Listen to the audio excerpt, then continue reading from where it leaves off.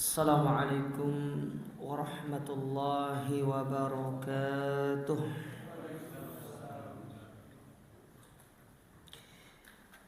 Innal hamdalillah nahmaduhu wa nasta'inuhu wa nastaghfiruh wa na'udzu billahi min shururi anfusina wa min sayyiati a'malina. من يهده الله فلا مضل له ومن يضلل فلا هادي له واشهد ان لا اله الا الله وحده لا شريك له واشهد ان محمدا عبده ورسوله اما بعد فان اصدق الحديث كتاب الله وخير الهدى هدى محمد صلى الله عليه وعلى اله وسلم وشر الأمور محدثاتها فإن كل محدثة بدعة وكل بدعة ضلالة وكل ضلالة في النار. Kaum muslimin wal muslimat, ikhwani fillah, para jamaah yang semoga senantiasa dirahmati Allah. Alhamdulillah, puji dan syukur kita panjatkan kepada Allah Azza wa Jalla. Di kesempatan yang berbahagia ini Allah Subhanahu wa ta'ala kembali mempertemukan kita dan mengumpulkan kita di tempat yang mulia ini, di salah satu rumah di antara rumah-rumahnya, di dalam salah satu taman di antara taman-taman surga yang ada di dunia. Kembali kita akan melanjutkan kajian kita dari risalah yang ditulis oleh Fadilatul Syekh Abdus Salam ibn Salim As-Suhaimi hafizahullahu ta'ala yang berjudul Kun Salafiyan alal Jaddah, jadilah salafi sejati. Dan sekarang kita masuk ke pembahasan yang berkaitan dengan idharu madhabis salaf wa bayanu mauqifihim min ahlil bid'ah, yaitu menampakkan madhab salaf, menampakkan manhaj salaf dan sikap ahlus sunnah terkait para pelaku bid'ah. Bahwasanya kita harus memiliki sikap terhadap para pelaku bid'ah. Namun nanti akan dibedakan antara pengikut dengan kepalanya, itu berbeda. Antara orang yang hanya sekedar ikut-ikutan perkara bid'ah tersebut dengan orang-orang yang menjadi otak dari pelaku atau menjadi otak dari kebid'ahan tersebut. Itu cara kita mensikapinya berbeda, tidak sama. Jadi tidak bisa antum pukul rata. Ini orang awam, sementara yang ini pelakunya, otaknya. Tidak bisa antum memberikan hukum yang sama kepada mereka, itu berbeda. Dan itu dijelaskan oleh para ulama kita di dalam kitab-kitab mereka, di antaranya apa yang akan kita pelajari pada kesempatan yang berbahagia ini. Baik. Kita baca di sini. Berkata penulis hafizahullahu taala, semoga Allah menjaga beliau. Beliau membawakan yang pertama sabda Nabi sallallahu alaihi wasallam dalam hadis yang diriwayatkan oleh Irbad ibn Sariyah radhiyallahu taala an. Hadis ini diriwayatkan dari sahabat Irbad ibn Sariyah. Kata Nabi sallallahu alaihi wasallam, "Alaikum bisunnati." Wajib bagi kalian untuk berpegang teguh dengan sunnahku. Wa sunnatil khulafa'ir rasyidin al-mahdiyyin, dan sunnahnya para khulafa ar-rasyidin. Ar-rasyidin artinya yang diberikan rasyid. Rasyid itu petunjuk ataupun bimbingan. Karena yang membimbing mereka itu adalah Nabi sallallahu alaihi wasallam. Al-mahdiyyin, yang mereka mendapatkan petunjuk Al-Qur'an dan sunnah. Tamassaku biha, berpegang teguhlah dengannya. Wa 'addu 'alaiha bin nawajiz, dan gigitlah dengan gigi geraham kalian. Wa iyyakum wa muhdatsatil umur, dan hati-hatilah kalian dengan perkara baru dalam urusan agama. fa inna kulla muhdatsatin bid'atun, karena segala perkara baru itu hukumnya bid'ah, wa kulla bid'atin dhalalatun, dan setiap kebid'ahan itu pasti sesat. Ya, jadi setiap kebid'ahan itu sesat. Adapun orang-orang yang mengatakan adanya bid'ah hasanah, maka kita katakan itu adalah istilah yang diberikan oleh Imam Syafi'i rahimahullah kepada sunnah yang itu dilakukan dan ada contohnya. Jadi salah di dalam memahami istilah yang diberikan oleh Imam Syafi'i. Makanya kita itu orang-orang yang mengaku mengikuti mazhab Syafi'i harus sebenarnya membaca kitab-kitab Syafi'iyah biar kita memahami istilah-istilah yang digunakan oleh Imam Syafi'i dan juga ulama-ulama Syafi'iyah, termasuk dalam masalah ini bid'ah hasanah. Yang dimaksud dengan bid'ah hasanah itulah sunnah yang telah diajarkan oleh Nabi SAW. Sama seperti istilah makruh. Makruh kalau antum lihat dari ulama-ulama yang lain, makruh itu seperti dibawakan oleh penjelasan para ulama, dikerjakan tidak masalah, ditinggalkan mendapatkan pahala. Tapi kalau makruh dalam istilah mazhab Syafi'i, itu maksudnya adalah sesuatu yang sangat dekat dengan perkara yang haram. Haram. Contoh, rokok itu makruh. Artinya rokok itu apa?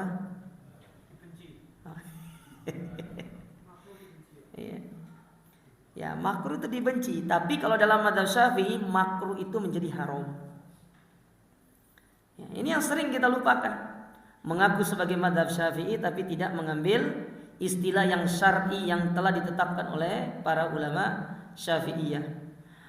Oleh karena itu banyak ya kitab-kitab Syafi'iyah yang harus dibaca, seperti misalkan apa yang ditulis oleh Syekh Muhammad Az-Zuhaili yang berjudul Al-Mu'tamad fil Fiqh Asy-Syafi'iyah, misalkan Al-Fiqh Al-Manhaji. Itu adalah kitab-kitab Syafi'iyah yang menjelaskan bagaimana tentang pandangan ulama-ulama Syafi'iyah terkait dalam satu hukum. Nah, jadi intinya segala bid'ah itu sesat. Ya. Karena kata-kata kul dalam ilmu bahasa itu namanya yufidul jami', menunjukkan seluruh.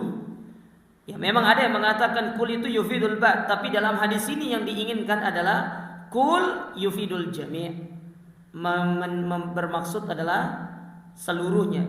Jadi tidak dikecualikan, semua bid'ah itu sesat. Kemudian waqala sallallahu alaihi wasallam fi wasfil firqatin najiyah. Kemudian sabda Nabi sallallahu alaihi wasallam ketika beliau mensifati tentang al-firqah an-najiyah, golongan yang selamat. Wa qad qila lahu, dan sungguh telah ditanyakan kepada beliau, man hiya ya Rasulullah, siapa yang dimaksud dengan al-firqah an-najiyah? Jadi sebagaimana yang sudah kita pelajari sebelumnya, al-firqah an-najiyah itu nama lain daripada ahlus sunnah. Al-firqah an-najiyah, at-taifah al-mansurah, al-ghuraba, ya, kemudian ahlul athar, ahlul hadis, ya, kemudian as-salafiyah. Ya, itu diantara nama-nama lain daripada ahlus sunnah. Dan nama-nama tersebut berasal dari dalil-dalil dan nas-nas yang syar'i.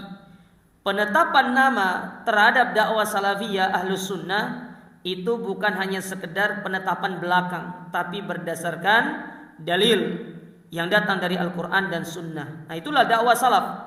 Berbicara dengan ilmu, bukan berbicara dengan hawa nafsu. Apalagi berbicara kalau sudah dapat mimpi. Jangan seperti orang-orang sufi, tunggu mimpi dulu. Makanya mereka mengenal istilah ilmu itu ada namanya ilmu laduni, ilmu hayalan.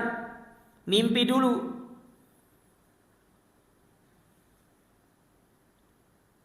Jadi dapat mimpi baru.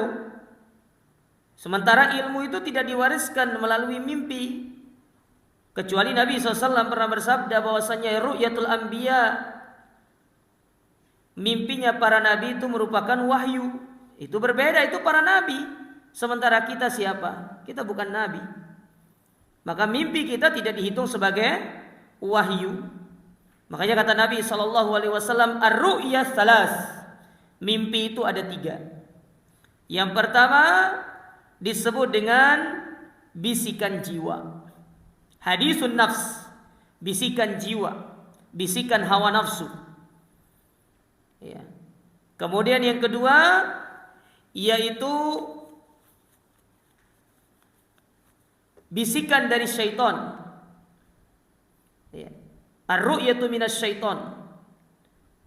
Bisikan-bisikan syaitan yang biasa kita kenal dengan istilah mimpi buruk.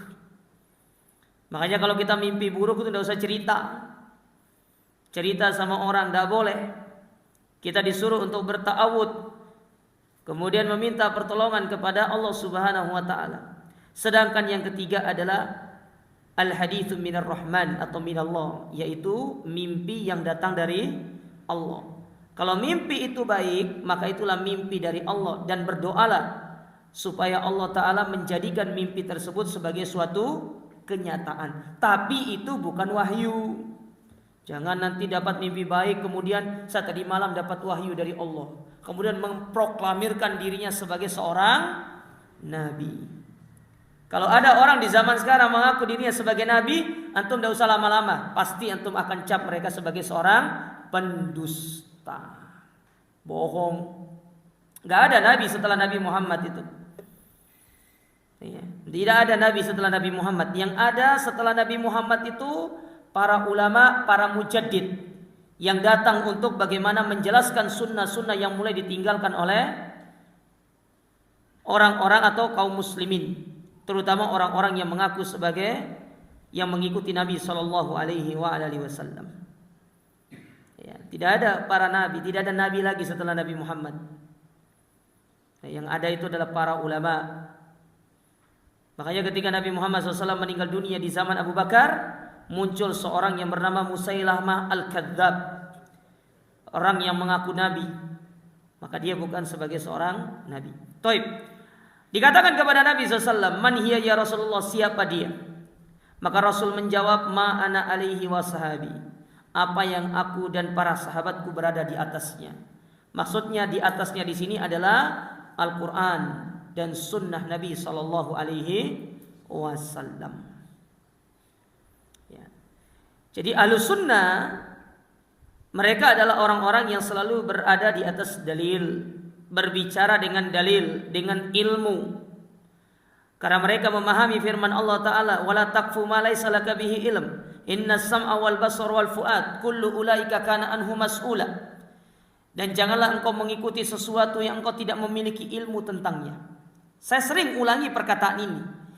Seseorang kalau dia tidak tahu tentang satu amalan, meskipun amalan itu disyariatkan, tapi kalau antum belum yakin, belum tahu ilmunya, dan masih ragu-ragu terkait amalan tersebut, apakah disyariatkan atau tidak, padahal amalan itu disyariatkan secara dalil, tapi antum masih tidak tahu ilmunya, maka sikap antum di situ adalah stop, jangan mengamalkan amalan tersebut sampai antum ketemu dengan dalilnya. Ustadz, bagaimana ternyata kalau amalan itu disyariatkan sampai meninggal dunia saya tidak mengamalkan amalan tersebut? Antum punya hujjah di hadapan Allah. Saya tidak memiliki ilmu. Karena kita dilarang untuk mengikuti sesuatu tanpa ilmu. Jelas tadi firman-Nya di dalam Al-Qur'anul Karim, wala taqfu ma laisa laka bihi ilm, dan janganlah engkau mengikuti sesuatu yang engkau tidak memiliki ilmu tentangnya, dalam surat Al-Isra pada ayat yang ke-36. Jelas ayatnya. Larangan untuk mengikuti sesuatu yang antum tidak punya ilmu. Padahal amalan itu disyariatkan. Contoh, puasa 3 hari setiap bulan. Banyak orang yang tidak mengerti tentang puasa Ayyamul Bid ini. Ya. Jelas dalilnya. Disyariatkan dalilnya. Dari hadis Nabi SAW. Tapi antum tidak ngerti. Hanya dengar dari satu mulut ke mulut. Dari satu lisan ke lisan. Sehingga antum belum mantap untuk mengamalkan amalan tersebut. Karena antum hanya dengar dari lisan ke lisan.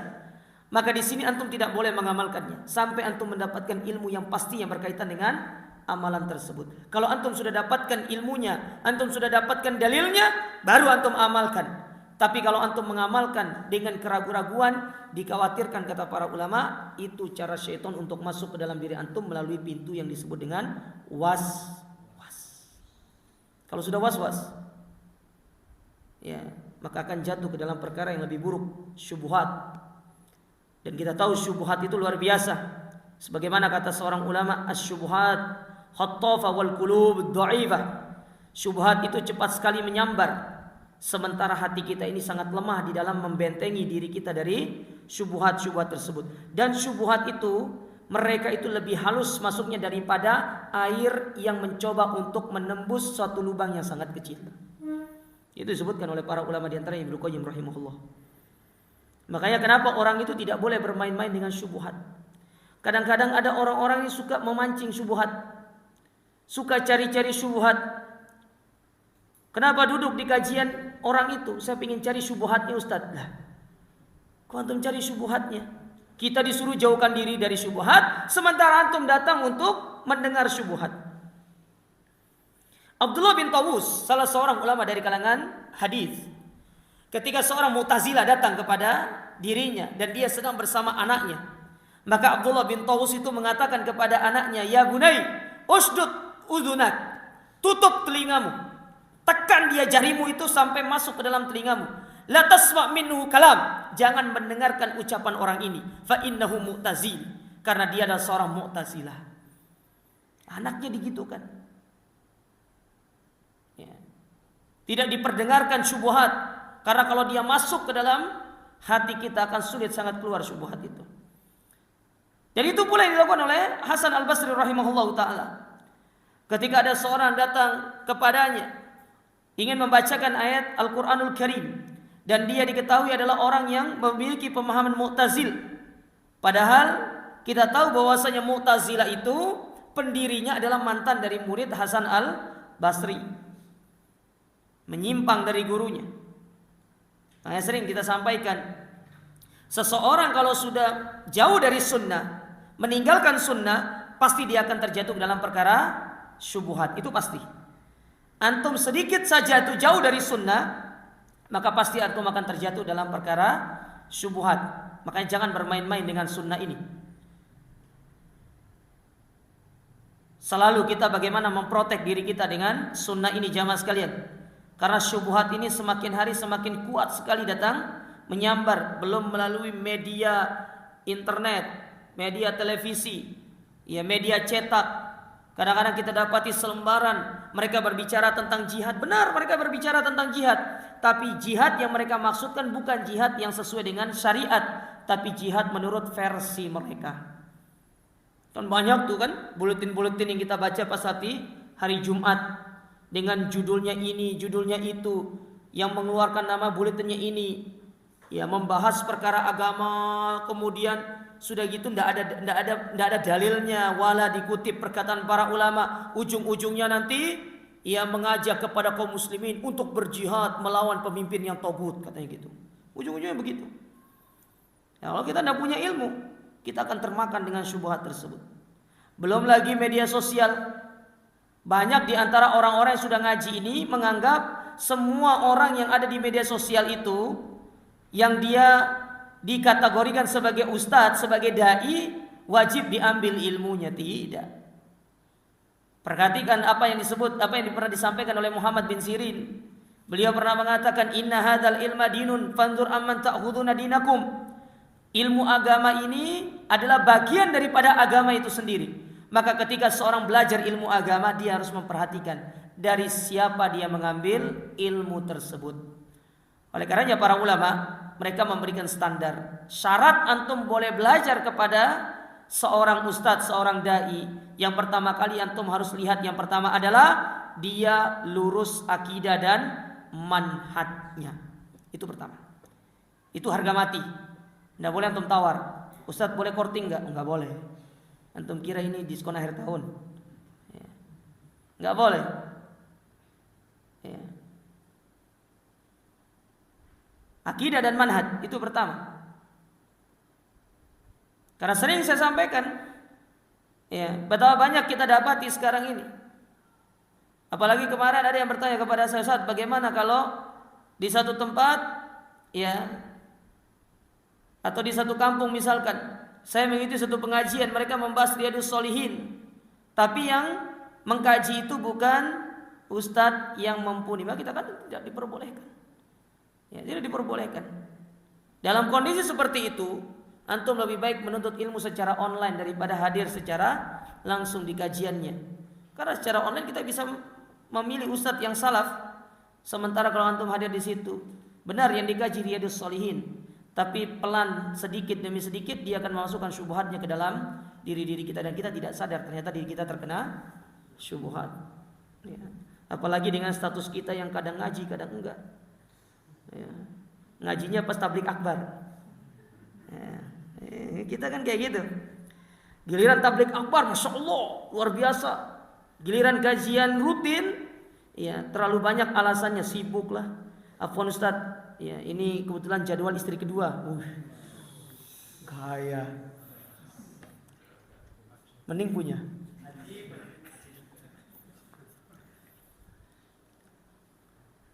Makanya para jamaah sekalian, ini perhatikan masalah seperti ini. Taib. Kemudian disebutkan di situ. Wa qala Ibnu Mas'ud, berkata Abdullah Ibnu Mas'ud radhiyallahu taala an.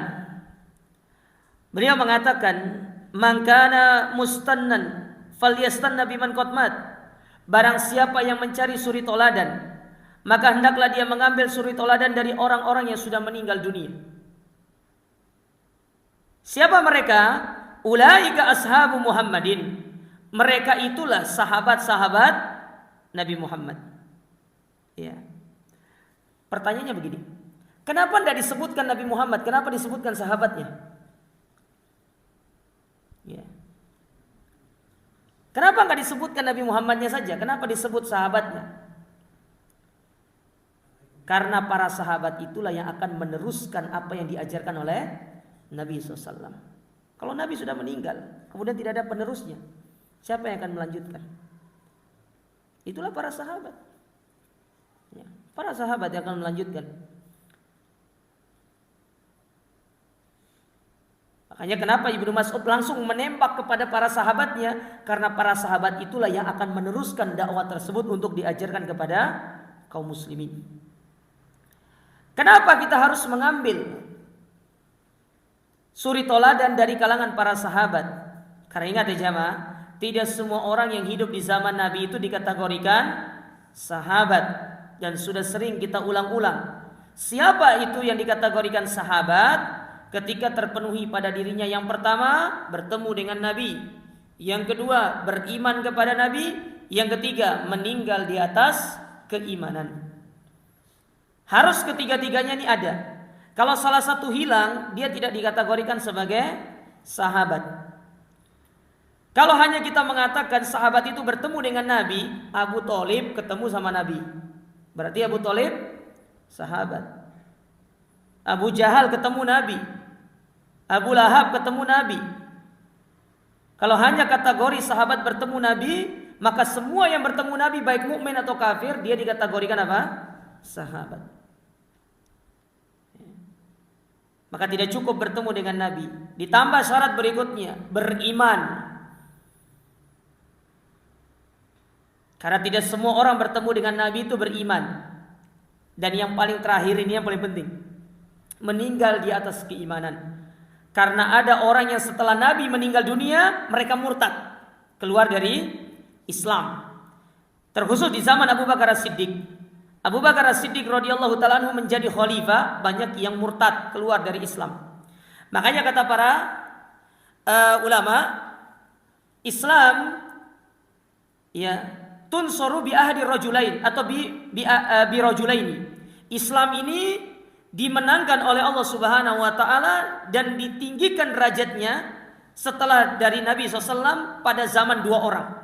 Yang pertama Abu Bakar, yaumar riddah, ketika banyak orang-orang yang murtad keluar dari Islam. Bahkan di zaman Abu Bakar banyak orang yang tidak mau bayar zakat, karena mereka hanya menganggap zakat itu dikeluarkan ketika Nabi masih hidup. Makanya kata Abu Bakar As-Siddiq radhiyallahu ta'ala anhu, "Sauqatilun nasa man farraqa bainas sholati waz zakah." Aku akan memerangi orang-orang yang membedakan antara solat dengan zakat. Karena di dalam Al-Quran ketika Allah menyebutkan sholat, pasti setelah itu Allah menyebutkan tentang zakat. Ya, dua perkara ini adalah dua perkara yang tidak bisa dipisahkan.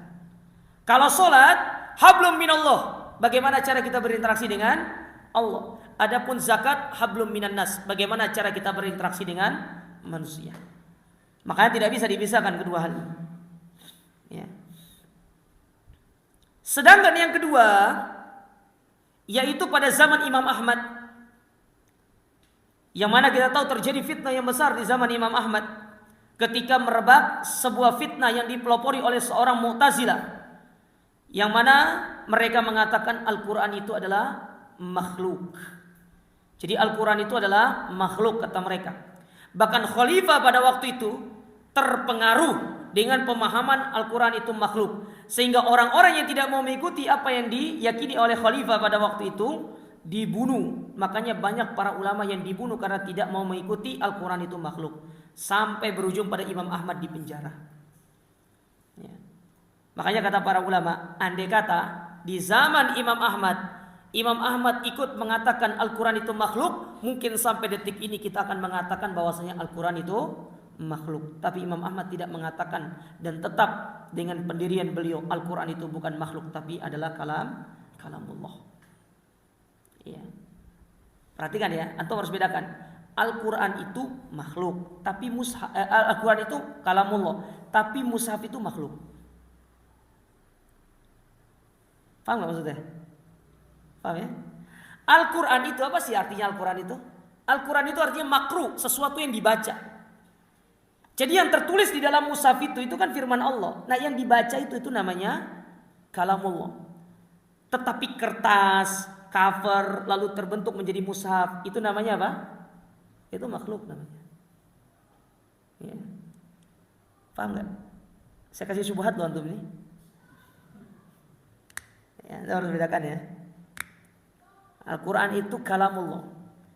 Tetapi mushaf, kan mushaf itu kan ada kertas, ya, ada lembaran kertasnya, ada covernya.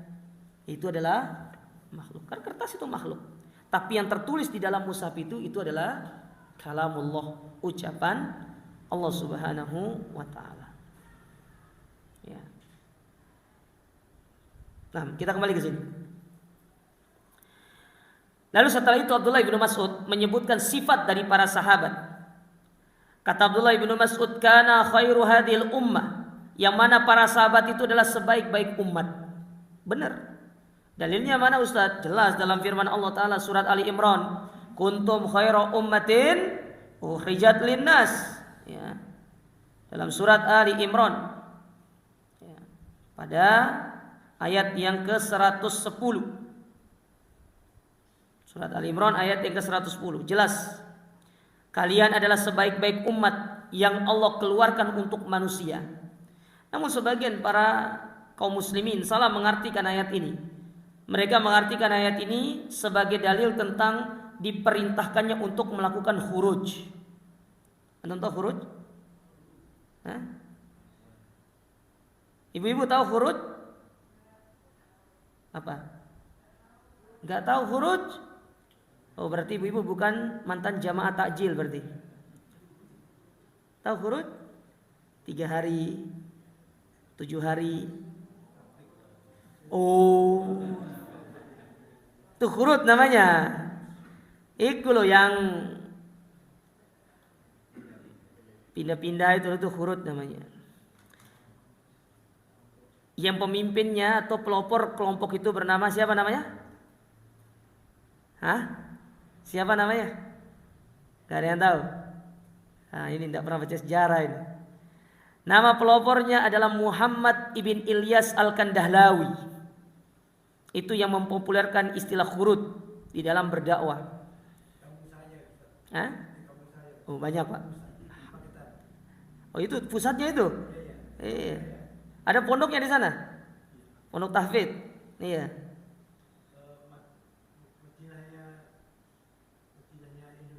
Di Magetan itu ya? Oh, iya.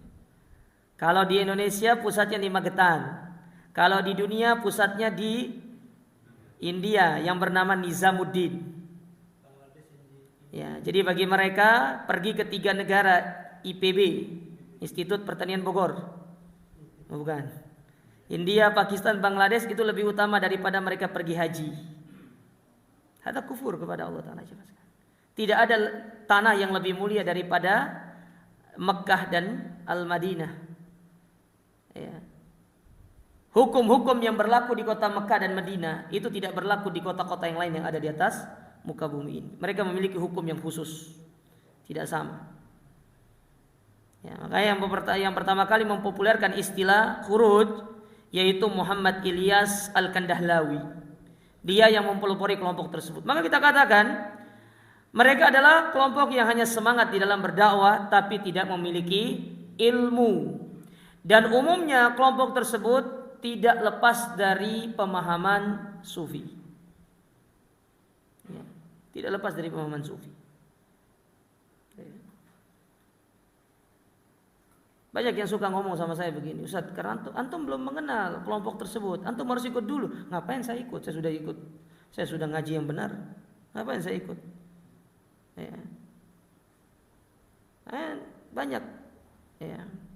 Nah, mereka salah dalam mengartikan. Buktinya mereka salah dalam mengartikan ayat ini. Dikira mereka itu ukhrijat di situ, dikeluarkan artinya khurut. Beda. Antum kalau belajar bahasa Arab, ukhrijat itu namanya fi'lun mabniun alal majhul.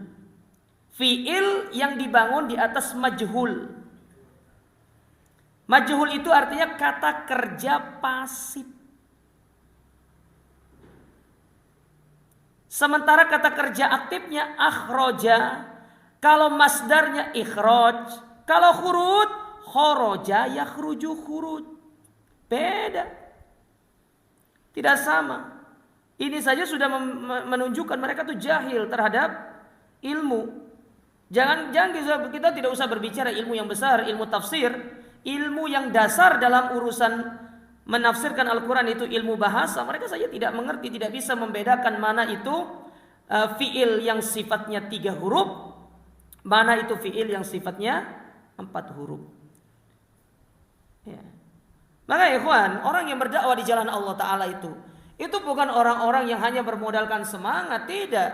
Ketika para ulama menjelaskan tentang firman Allah Ta'ala, ud'u ila sabili rabbika bil hikmati wal mau'izatil hasanah, dan serulah ke jalan Rabbmu dengan hikmah. Syekhul Islam Ibnu Taimiyah rahimahullah ketika menyebutkan hikmah dalam ayat itu, itulah yang dimaksud dengan al-ilmu bijawami anwa'ihi, yaitu ilmu dengan segala jenis keilmuan yang ada di dalam Islam. Termasuk dalam hal itu adalah ilmu bahasa. Karena agama ini tidak bisa dipisahkan dengan bahasa. Tak bisa dipisahkan dengan bahasa. Maka bahasa Arab itu penting. Mutlak seorang dai harus mempelajari bahasa Arab. Karena dia harus memahami apa yang ditulis oleh Allah Ta'ala. Disebutkan oleh Nabi SAW. Dan itu disebutkan semuanya dalam bahasa Arab. Ya, semua disebutkan dalam bahasa Arab. Karena bahasa Arab ini luas. Coba antum tanya kepada anak-anak antum yang belajar di pondok. Kata doroba. Doroba itu tidak selalu artinya memukul. Doroba itu banyak artinya. Bisa artinya memberikan perumpamaan. Iya.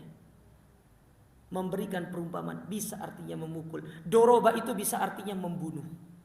Doroba itu bisa artinya melakukan. Banyak pengertiannya.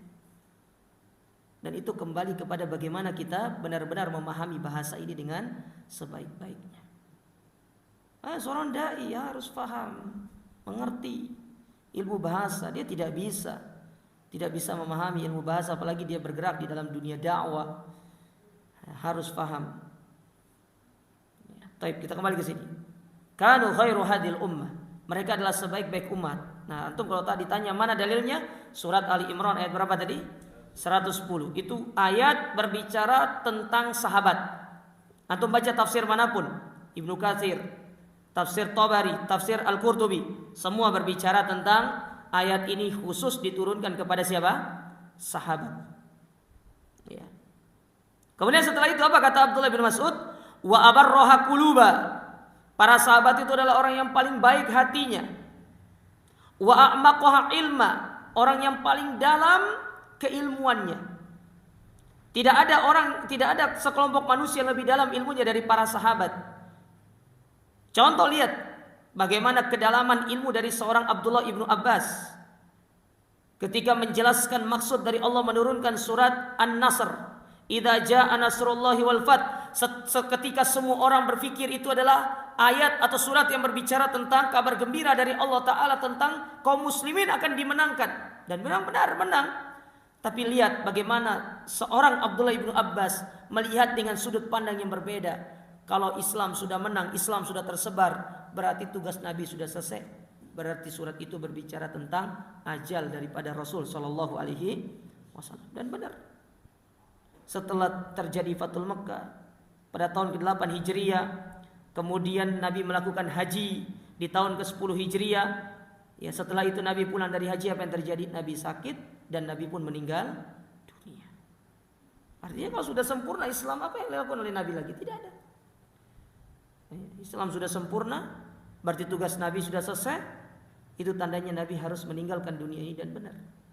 Beliau meninggal dalam kondisi sakit dan meninggal di dalam pangkuan Aisyah radhiyallahu taala anha. Lihat bagaimana dalamnya ilmu dari para sahabat. Dan banyak kisah-kisah yang menjelaskan betapa dalamnya ilmu para sahabat itu.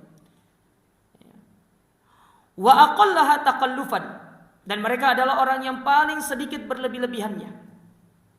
Ya, paling sedikit berlebih-lebihan. Para sahabat tidak mau berlebih-lebihan dalam urusan agama. Mereka mengambil sunnah. Makanya kata Abdullah bin Mas'ud dalam ucapan beliau yang lainnya, beliau mengatakan iktisad fis sunnah khairun minal ijtihad fil bid'ah.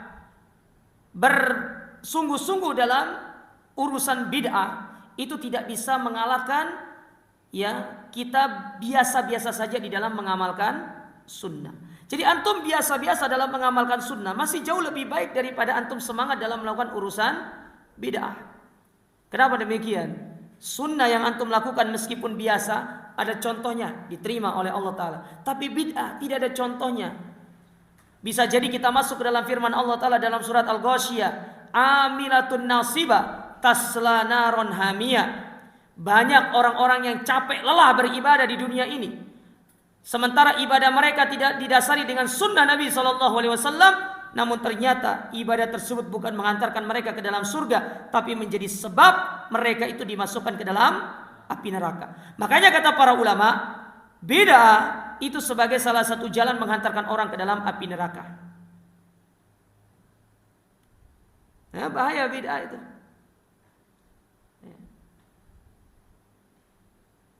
Nah, kita dapati banyak orang-orang yang tidak mau berbicara tentang urusan perkara-perkara bid'ah. Mereka tidak menyampaikan ilmu itu dengan sebaik-baiknya. Maka ketika antum dapati ada orang memahami tentang sunnah, memahami tentang kebenaran, tapi mereka tidak mau berbicara tentang kebenaran tersebut, maka disebutkan oleh para ulama kana syaitonul akhras. Mereka itu disebut dengan setan bisu. Setan bisu. Ya. Tapi kalau ada orang yang dia cerewet dalam urusan orang-orang yang mengamalkan sunnah, dikomentari orang-orang yang mengamalkan sunnah, berarti mereka itu masuk ke dalam kategori asyaitonun natik. Setan jago bicara. Ya. Jadi sunnah, ya, meskipun biasa-biasa kita mengamalkan sunnah itu jauh lebih baik daripada kita semangat dalam melakukan perkara beda. Lalu apa kata Abdullah bin Mas'ud? Qaumun ikhtarahumullahu li suhbati nabi, yaitu suatu kaum yang Allah pilih untuk menemani nabinya, wa naqli dinihi, untuk mengajarkan agamanya, fatashabbahu bi akhlaqihim wa taraikihim, maka hendaklah kalian mengikuti ya jalan-jalan mereka dan bagaimana akhlak mereka, fahum kanu alal huda mustaqim, karena sesungguhnya mereka itu berada di atas petunjuk yang lurus. Taib. Saya ingin menarik ucapan ini dengan sabda Nabi SAW, man tashabbaha biqaumin fahuwa minhum. Barang siapa yang menyerupai satu kaum, maka dia bagian daripada kaum tersebut. Antum harus ingat ya, hadis ini tidak selamanya berbicara tentang perkara buruk. Perhatikan, hadis ini kalau antum dengar selalu dikaitkan dengan menyerupai kaum yang menyimpang, betul kan? Tidak, hadis ini tidak berbicara demikian. Hadis ini itu berbicara secara umum. Antum kalau menyerupai satu kaum yang baik, maka antum bagian dari kaum itu. Tapi kalau antum mengikuti satu kaum yang buruk, berarti antum bagian dari kaum yang buruk tersebut. Itu maksudnya. Tergantung antum tasyabuhnya kemana. Tasyabuhnya orang baik, ya antum jadi orang baik. Tasyabuhnya ke orang buruk, maka antum jadi orang buruk. Makanya jangan disalahpahami hadis tadi. Terkadang banyak di antara kita yang tidak menjelaskan kebalikan dari hadis itu. Antum perhatikan hadis itu ya. Man tasyabbaha biqaumin, barang siapa yang menyerupai satu kaum, umum kaumnya itu. Nabi tidak mengkhususkan kaumnya hanya kaum yang buruk, tidak. Bisa buruk, bisa baik. Ya. Bisa dia kaum yang sesat, bisa jadi kaum yang berada di atas kebenaran. Tergantung antum mau ikut kepada siapa, tasyabuhnya kepada siapa. Dan itu dijelaskan oleh para ulama. Ketika seorang dia bertasyabuh kepada orang soleh, maka dia nanti akan menjadi bagian daripada orang soleh tersebut. Tapi kalau antum bertasyabuh kepada orang yang buruk, kepada orang yang menyimpang, kepada pelaku bid'ah, maka antum akan mengikuti orang tersebut. Itu maksudnya dari hadis itu. Makanya kata seorang penyair, apa kata seorang penyair? Tasyabbahu bil kiram fa illam takun mislahum fa inna tasyabbuha bil kirami falah. Serupailah orang-orang soleh dari kalangan kalian, meskipun kalian tidak bisa sesoleh mereka. Karena dengan kita berjalan di atas jalan yang pernah dilalui oleh mereka, paling tidak kita kecipratan baiknya. Nah, itu maksudnya. Bergaulah dengan orang-orang yang baik. Memang kita tidak bisa baik seperti mereka. Sekarang nih kita ingin bergaul dengan, contoh ya, saya bergaul dengan para masyayikh misalkan. Ya saya tidak bisa seperti mereka. Keilmuan mereka luar biasa. Paling tidak ketika saya bergaul dengan mereka, ketika bermuamalah dengan mereka karena mereka orang soleh, saya paling tidak bisa mengetahui bagaimana pola kehidupan mereka, bagaimana pola ilmu mereka, bagaimana pola belajar mereka. Dan itu yang ingin kita ikuti supaya kita bisa mengikuti jejak mereka. Kalau ingin menjadi mereka 100% ya nggak bisa. Tapi mengikuti jalan mereka, itulah cara untuk kita mengikuti atau menjadi seperti mereka. Ya, itu maksud dari hadis tadi. Ya. Makanya jangan salah dipahami hadis tadi para jamaah sekalian. Ketika antum bertasyabuh kepada orang baik, antum akan ikut baik. Tapi kalau antum bertasyabuh kepada orang buruk, maka antum akan ikut buruk. Ya. Karena sebagaimana disebutkan oleh Nabi SAW, fa innal qarina bil maqarini yaqtadi. Karena kita dengan teman kita itu akan saling mengikuti. Ya. Kata para ulama, at-tuyuru ala ashkaliha taqo, burung itu akan hinggap sesama jenisnya. Sesama jenisnya. Nah, para sahabat luar biasa, sebaik-baik umat. Antum tidak bisa mencari manusia terbaik setelah para nabi dan rasul kecuali para sahabat Nabi Sallallahu Alaihi Wasallam. Ya, bahkan mereka dipuji oleh Allah sebelum mereka lahir. Dan itu sudah sering saya sampaikan di akhir surat Al-Fat ketika Allah menyebutkan tentang pujian Allah kepada para sahabat di dalam kitab Taurat dan Injil. Padahal mereka belum lahir tapi mereka sudah dipuji oleh Allah Subhanahu wa taala. Sementara kita, siapa yang puji kita? Kadang-kadang orang tua kita enggak sadar kita ada. Ada anak yang kadang-kadang enggak disadari sama ibu bapaknya. Kok tiba-tiba ada? Ya.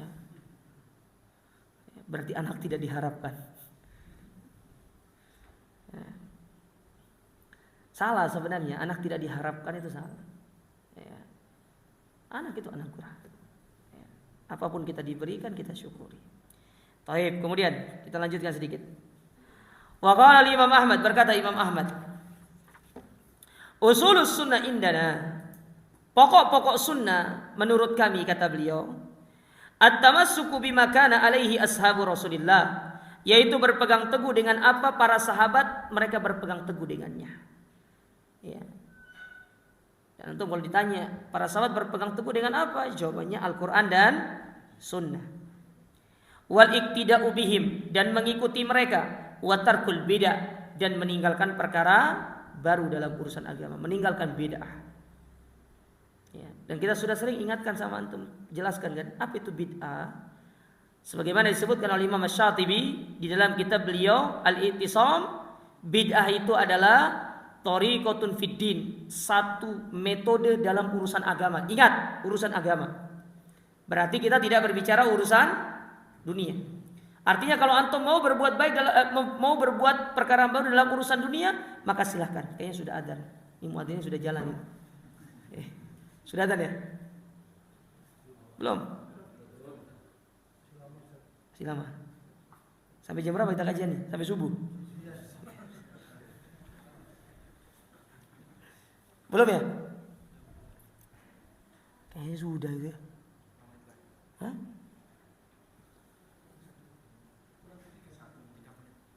Tiga menit. Sudah? Oh sudah.